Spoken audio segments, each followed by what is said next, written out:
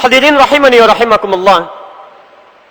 Berbicara tentang esensi Jumat akan mengantarkan kita pada aktivitas masyarakat jahiliyah di masa Nabi SAW yang telah memiliki rutinitas dalam sepekan itu dalam kebiasaan hidupnya. Ada di antara mereka yang berprofesi sebagai pedagang, dikenal dengan tujar. Ada di antara mereka yang sibuk mengumpulkan syair-syair dan menyampaikannya dalam bentuk syair atau qasidah, dikenal dengan syu'ara. Ada di antara mereka yang bahkan beraktivitas mencari mantra-mantra untuk ditampilkan dan dipasarkan dalam kehidupan masyarakat pada saat itu, dikenal dengan kuhan, para dukun atau sahir, para tukang sihir. Hadirin, masyarakat inilah yang mewarnai kehidupan jahiliyah pada saat Nabi SAW. Bahkan sebelum beliau dilahirkan sampai diutus menjadi Rasul SAW. Mulai di hari yang pertama dikenal dengan Yaumul Ahad, hari yang pertama. Kemudian hari yang kedua dikenal dengan Yaumul Itsnin, diserap ke dalam bahasa Indonesia menjadi hari Senin. Dikenal dengan kemudian hari yang ketiga, mereka sebut dengan Yaumul Thulatha, dari kata Thalatha, hari yang ketiga, diserap ke dalam bahasa Indonesia menjadi hari Selasa. Berlanjut pada hari yang keempat, dikenal dengan Yaumul Arabi'ah, dari kata Arba'ah, diserap ke dalam bahasa Indonesia menjadi hari Rabu. Sampai dengan Yaumul Khamis, hari yang kelima. Hadirin, diserap ke dalam bahasa Indonesia menjadi hari Kamis. Pada saat itulah mereka beraktivitas mencari kebutuhan dunianya dengan 4 karakteristik tadi. Ada yang mencari penghidupan dengan memasarkan dagangannya. Ada yang berangkat pergi ke kabilah-kabilah yang berbeda.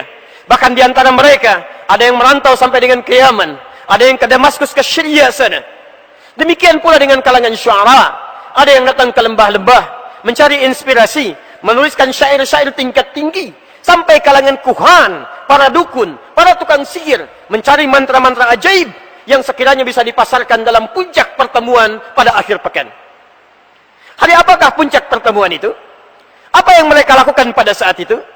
Hadirin, inilah yang dikenal pada hari yang ke-6 yang mereka namakan dengan Yaumul Arubah. Perhatikan penamaannya. Dari hari pertama sampai dengan hari yang kelima, mereka namakan dengan hitungan hari. Yaumul Ahad, Yaumul Itsnin, Yaumul Thulatha, Yaumul Arbi'ah, Yaumul Khamis. Masya Allah, mereka sibuk beraktivitas mencari kehidupan dunia untuk mereka tampilkan pada hari yang ke-6. Mereka tidak namakan dengan Yaumus Sadis, mengambil bentuk bilangan, atau Yaumus Sittah, mengambil bentuk turunan bilangan. Tapi mereka namakan dengan nama yang unik, yang menunjukkan kebiasaan mereka yang dihadirkan dalam setiap akhir pekan. Dinamakan dengan Yaumul Arubah, hari berbangga diri sebagai orang Arab.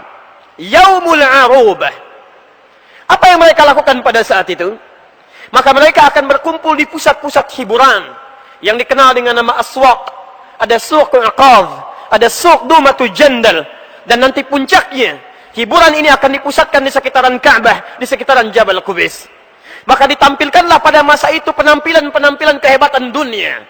Orang yang sukses dengan dagangannya dari kalangan tujar, maka siapa yang memperoleh harta paling banyak, maka akan ditampilkan sebagai hartawan terhebat di zamannya, disanjung dan diangkat sebagai orang yang punya martabat yang harus dihargai.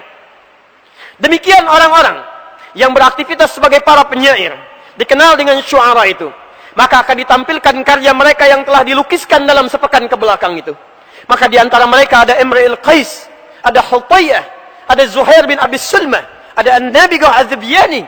Orang-orang yang paling hebat syairnya, maka akan dituliskan dengan tinta emas, kemudian ditempelkan di dinding Ka'bah. Diberi nama dengan mu'allaqat, yang terkenal selalu hadir dalam sepekan dikenal dengan mu'allaqatis sab'ah. Hadirin, demikian pula dengan para dukun, kuhan, atau para tukang sihir, sahir. Maka mantra yang paling ajaib, jimat-jimat yang paling hebat akan ditampilkan pada saat itu, di mana orang yang paling unggul jimatnya, paling hebat mantranya, maka dia yang akan menjadi panutan, bahkan memegang kunci Ka'bah dan kisaran pada saat itu.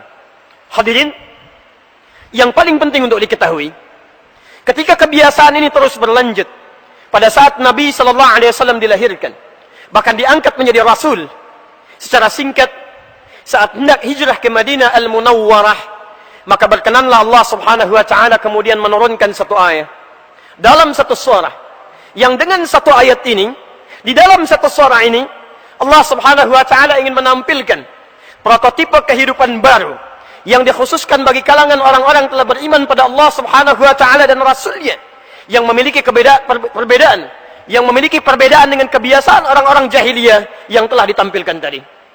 Maka turunlah kemudian Quran surah ke-62 itu, surah Al-Jumu'ah, di ayat yang ke-9, posisi paling kiri sebelah atas. Perhatikan kalimatnya.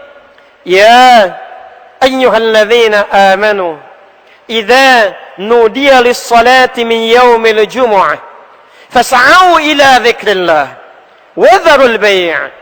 Dzalikum khairul lakum in kuntum ta'lamun. Hadirin, ya ayyuhalladzina amanu.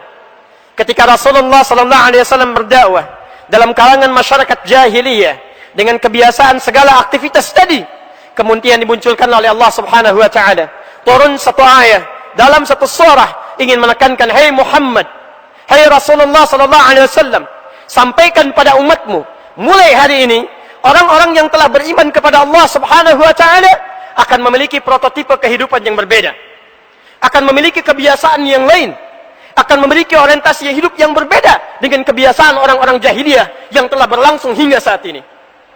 Apa itu? Hadirin, perhatikan bagian pertama dari ayat ini. Ketika orang-orang jahiliyah memiliki nama akhir pekannya dengan Yaumul Arubah, maka Allah Subhanahu wa taala menetapkan dengan turunnya ayat ini merubah nama Yaumul Arubah dan menetapkannya dengan Yaumul Jumu'ah. Orang-orang Arab jahiliyah berkumpul di akhir pekan, berpesta pora, menyampaikan kesuksesan dunianya, merasa tidak akan ada bekal untuk pulang ke akhirat kecuali kehidupan dunia saja. Maka pada saat itulah Allah turunkan, ya ayyuhalladzina amanu, hai orang-orang yang telah menyatakan dirinya beriman kepada Allah Subhanahu wa taala, kalian beda, tidak sama dengan orang-orang jahiliyah yang hidupnya hanya kumpul-kumpul pesta pora saja, yang hidupnya hanya menampilkan kesenangan dunia saja, yang hidupnya hanya meraih kemewahan dunia saja, yang kaya semakin kaya, yang rendah menjadi budak, yang hebat semakin terangkat, yang rendah semakin nestapa. Tidak. Bagi anda semuanya, Yaumul Jumu'ah. Idza nudiya lis-salati min yaumil Jumu'ah. Kalimat Al-Arubah diganti namanya kemudian menjadi Yaumul Jumu'ah. Hadirin, kalimat Al-Jumu'ah dalam bahasa Arab berakal dari kata Al-Jam'u yang setidaknya memiliki 3 arti.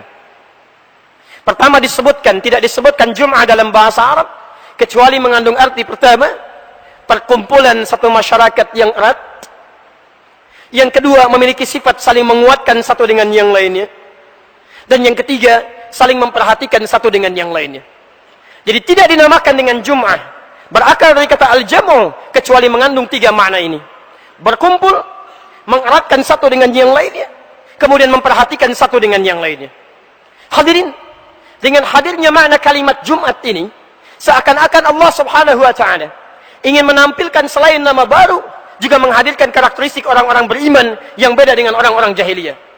Kalau orang-orang jahiliyah hanya bekerja dalam selama sepekan, mengumpulkan harta dunianya, kemudian mereka bertemu, berkumpul, pesta pora tanpa melihat satu dengan yang lainnya, maka orang-orang beriman tidak seperti itu. Orang-orang beriman dikumpulkan oleh Allah Subhanahu wa taala, bukan di tempat biasa, bukan di tempat pesta pora, tapi di tempat terbaik di muka bumi, masjid, di rumah Allah Subhanahu wa taala. Untuk apa dikumpulkan? Untuk menunjukkan bahwa spirit Jumat ini beda dengan spirit kebiasaan orang-orang jahiliyah. Bila orang jahiliyah cuma sekedar kumpul, lantas tidak memperhatikan satu dengan yang lainnya, maka semangat Jumat bagi orang beriman tidak sekedar datang ke masjid. Mereka masuk ke masjid, duduk bersama, mengeratkan satu dengan yang lainnya, dan Masya Allah, saling memperhatikan siapa yang hadir di sampingnya. Sehingga tidak pernah anda dapatkan di masa Nabi SAW, bahkan setelah itu masa para sahabat, masa para tabi'in, orang-orang yang datang ke Jumat kecuali tahu siapa yang hadir di sampingnya, kenal siapa yang duduk di sampingnya, tahu siapa yang ada di belakangnya. Bahkan Masya Allah, tidak pernah ada satu masalah datang ke masjid dalam Jumat kecuali keluar dari Jumat selesai masalah yang dimaksudkan.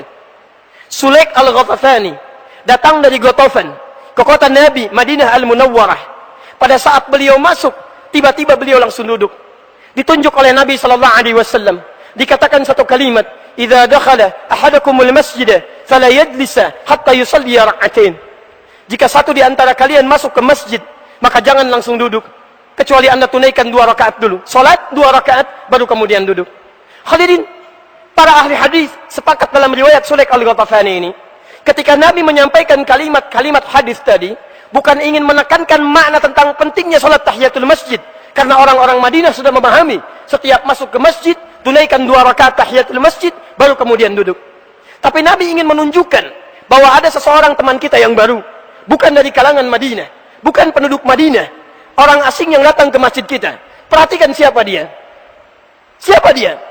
Bagaimana kemudian bisa datang ke tempat ini? Adakah apa yang dia perlukan datang ke masjid ini? Adakah yang bisa dibantu dari keperluan orang ini? Hadirin, tidaklah sulit datang ke masjid Nabi, kemudian ibadah Jumat di situ, kecuali ketika kembali ke Ghatafan telah mendapatkan kebutuhan yang beliau butuhkan. Tidaklah seseorang berkumpul di masjid, tidaklah kemudian menunaikan Jumat, kecuali hajatnya selalu terpenuhi. Yang sakit kemudian bisa mendapatkan bagian dari obatnya. Yang punya hajat dunia selesai dengan hajat dunianya. Yang lapar mendapatkan makanannya. Yang haus mendapatkan minumannya. Yang butuh kain mendapatkan kainnya. Itulah Jumat. Jadi ketika Anda diundang menunaikan Jumat, yang diinginkan bukan sekedar datang, kemudian duduk, mendengarkan khutbah, lantas mengantuk, kadang-kadang tidur, kemudian sholat dan pulang begitu saja. Kalau cuma berkumpul, jangankan Anda yang beriman, yang tidak beriman pun bisa kumpul. Kalau cuma rame, jangankan Anda yang beriman, yang tidak beriman pun bisa kumpul rame-rame menunaikan itu. Jadi ketika turun ayat Jumat ini, yang diinginkan bukan sekedar datang, duduk, kumpul sama-sama, tapi yang diinginkan ada satu kekuatan terhimpun dari semangat orang-orang Islam itu, yang saling memperhatikan satu dengan yang lainnya.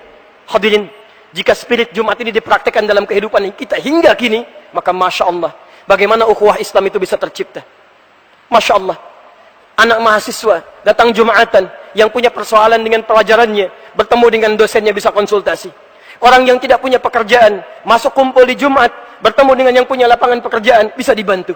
Orang yang sakit, tidak sanggup untuk ke rumah sakit, datang ke Jumat, bertemu dengan dokter, bisa dibantu. Hadirin, jika spirit Jumat ini dipraktikkan dalam kehidupan, seperti Nabi SAW mengajarkannya, maka keindahan akan tercipta dalam lingkup kehidupan masyarakat kita. Hanya ironisnya, sampai dengan detik ini, kadang-kadang spirit Jumat yang ditanamkan dalam Al-Quran ini, belum kita dapatkan dalam kehidupan kita. Silakan Anda perhatikan. Tidak sedikit orang-orang yang datang dalam Jumat, Masya Allah, bahkan tidak kenal siapa yang duduk di sampingnya. Tidak tahu siapa yang hadir di samping kirinya. Tidak mengerti siapa yang ada di samping kanannya. Kadang-kadang cuma datang, duduk, dengarkan khutbah, sholat, kemudian pulang terpecah begitu saja. Bukan ini yang diinginkan. Karena itulah hadirin, dalam kesempatan Jumat ini, kiranya penting kita untuk merenungkan kembali. Menghadirkan spirit Jumat dalam kehidupan kita. Mulai hari ini, tidak diingatkan kita dalam Jumat. Dipanggil setiap pekan, kecuali Allah kumpulkan kita untuk melihat siapa yang hadir di sekitaran kita. Untuk membantu siapa yang membutuhkan bantuan. Karena itulah ayat Jumat dilekatkan setelah surah As-Saff, yang berarti ikatan yang kuat, yang sulit untuk dipisahkan. Semoga Allah Subhanahu wa Ta'ala menjadikan kita di antara hamba-hamba yang bisa memahami hakikat Jumat ini, yang dalam kesempatan Jumat ini bisa kita ambil spiritnya dan dipraktikkan dalam kehidupan kita. Barakallahu li wa lakum fil Qur'anil azim, wa nafa'ani wa iyyakum bima fihi minal ayati wa dzikril hakim, wa taqabbala minni wa minkum tilawatahu innahu huwas sami'ul alim. Ud'ullaha yastajib lakum jami'an.